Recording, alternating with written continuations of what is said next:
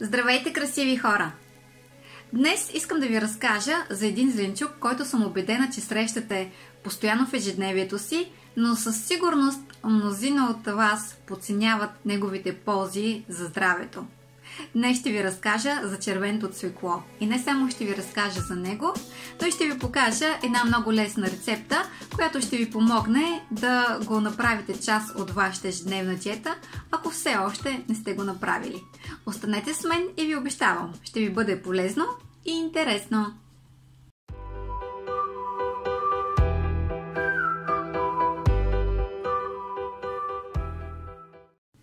Знам, че познавате червеното цвекло, но съм убедена, че много го подценявате. И честно да ви кажа, на мен някакси в подсъзнанието ми беше останала идеята, че червеното цвекло е много полезно и трябва да го имам редовно в менюто си.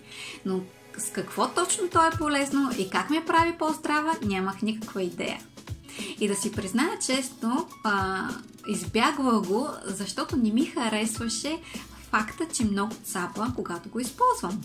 Но сега, въпреки всичко, го използвам редовно в диетата си и винаги в седмицата поне веднъж имам някоя хубава салатка от него. Червеното цвекло има силна концентрация на биоактивни вещества и вие сами ще го разберете, ако го добавите във вашата диета в дългосрочен план. Много ми харесва червеното цвекло, че се съчетава много добре не само с други зеленчуци, но и с други плодове. Имам си една моя измислена салатка с него, която много ми харесва и ще ви споделя в някое друго видео.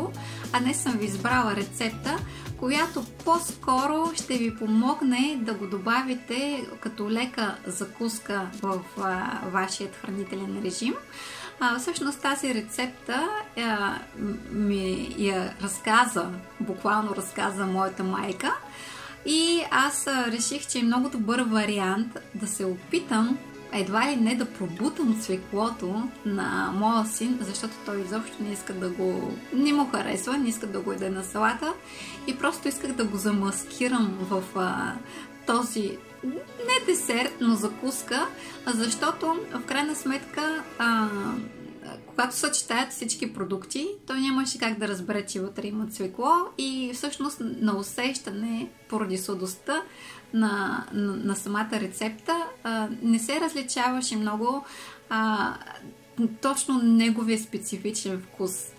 Но както и да е, направихме рецептата. За съжаление, той ми помагаше за видеото и видя, че вътре има цвекло и не можа да я опита. Но вече имам план как да го пробутам по друг начин. Беше ми много интересно да разбера, че в китайската традиционна медицина имат една магическа напитка или така наречена чудна напитка, която се съдържа, познайте от какво? От равни количества цвекло, морков и ябълка. По-точно сока от тях. И всъщност този сок китайците считат за изключително лечебен, вълшебен, който прави чудеса с тяхното здраве.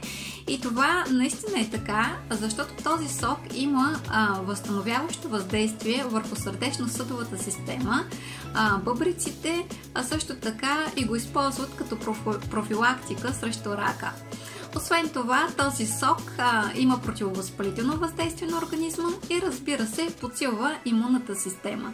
Няма как да ни го наричат чуден сок, нали? След като има толкова благотворни влияния, които е трудно да се изброят в едно видео, но сега съм ви избрала най-важното, защото знаем, че няма да запомните всичко, а и не е нужно. Достатъчно е да запомните най-важното, за да може наистина, след като приключите с видеото, да се почувствате мотивирани да отидете до пазара, да си купите червено цвекло и да опитате моята рецепта или някоя ваша. Важното е просто да го направите. И по-точно е важно да добавите червеното цвекло във вашия хранителен режим в дългосрочен план, а не само за днес или за другата седмица.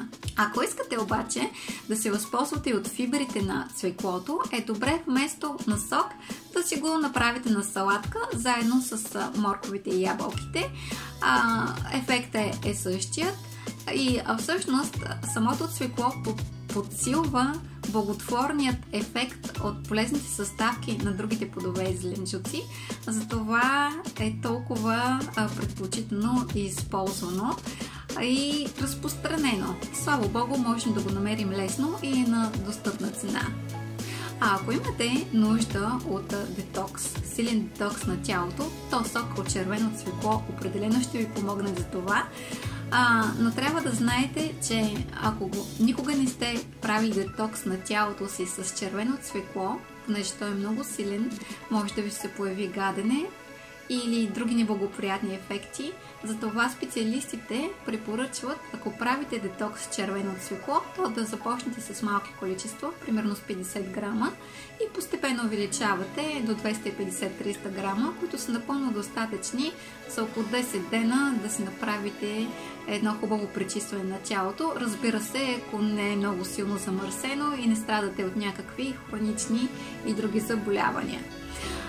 И ако всичко, което ви разказах до тук, все още не ви звучи достатъчно убедително, за да си сцапате ръцете с червеното цвекло и да се опитате да го добавите във вашето ежедневно меню, то вижте и всички останали други интересни факти, които открих за него. Преди да продължим нататък, искам да ви предупредя, че информацията, която предоставям, е с препоръчителен характер и не е медицински съвет. Каналът BioLife не носи никаква отговорност за споменатите методи на хранителни режими, рецепти и лечение. Днес науката има достатъчно доказателства от наблюдения и изследвания за ползите на цвеклото върху нашето здраве. То оказва благотворно влияние върху работата на нашето сърце, на нашия мозък, на бъбреците, на белият ни дроб, дори и на черният ни дроб, на жлъчката, стомахът, червата, очите, кожата, ставите, панкреасът. Аз започвам да се питам за какво ни помага червеното цвекло. Очевидно е, че цвеклото като цяло оздравява и укрепва организма ни, така че трябва да го имаме в нашия хранителен режим и ви моля сериозно да се замислите върху това. Списъка с неговите ползи е неизчерпаем. Цвеклото има изключително добър ефект върху кръвоносните ни съдове и кръвното налягане. Съдържащите се в него нитрати се преобразуват в тялото в азотен окис, който поддържа разширени кръвоносните съдове. Това води до по-добро кръвоснабдяване на органите и до понижаване на високото кръвно налягане. В червеното цвекло откриваме високо съдържание на магнезий, който пък повлиява кръвоносните ни съдове и не позволява образуването на тромби.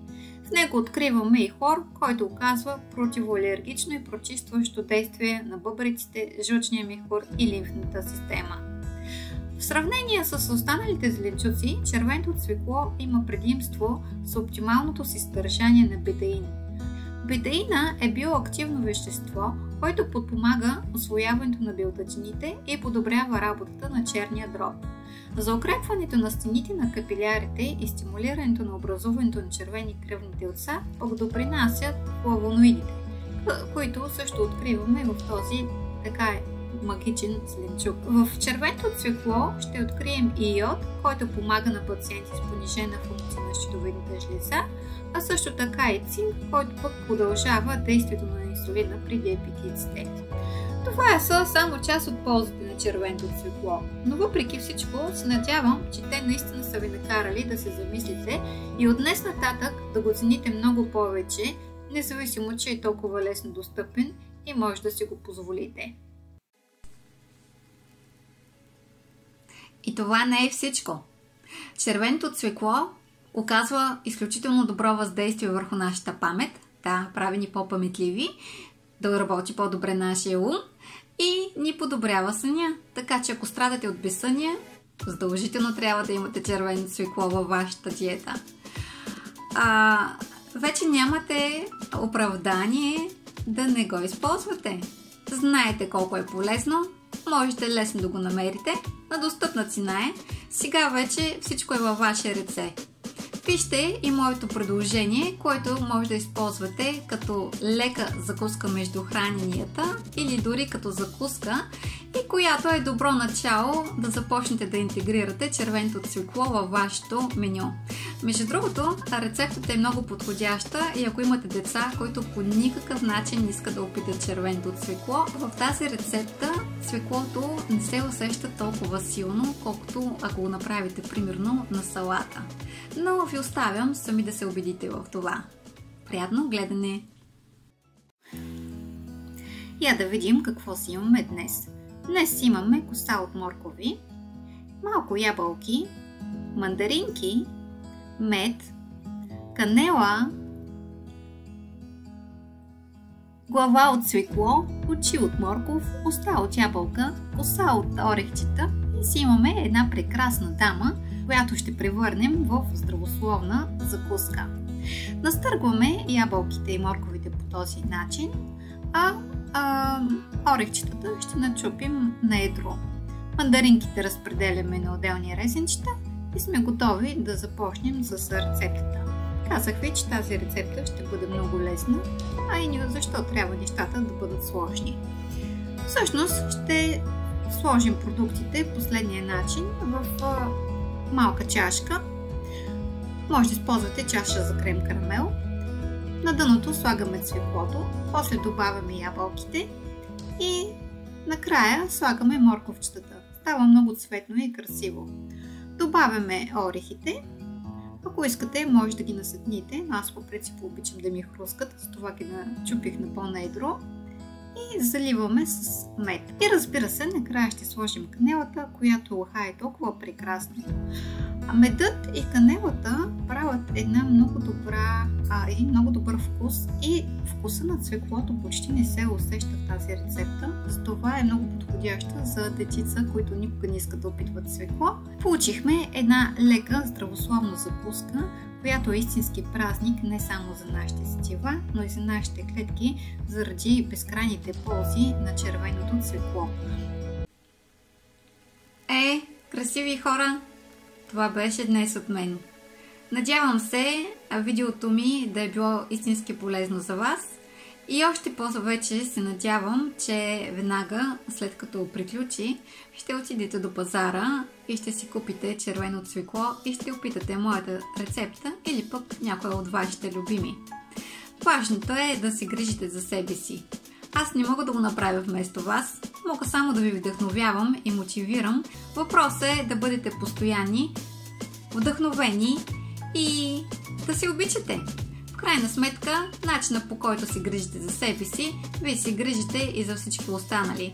Ако искате най-доброто за всички останали, вие първо трябва да дадете най-доброто за себе си. А най-доброто е, само ви напомням, най-доброто е винаги да правите това, което знаете и можете по най-добрия начин. А вече знаете, че червеното цвекло е много полезно и можете да си го купите и да си направите рецепта от него. Така че нямате оправдание. Обичайте, грижете се за себе си, радвайте се на живота и до нови срещи!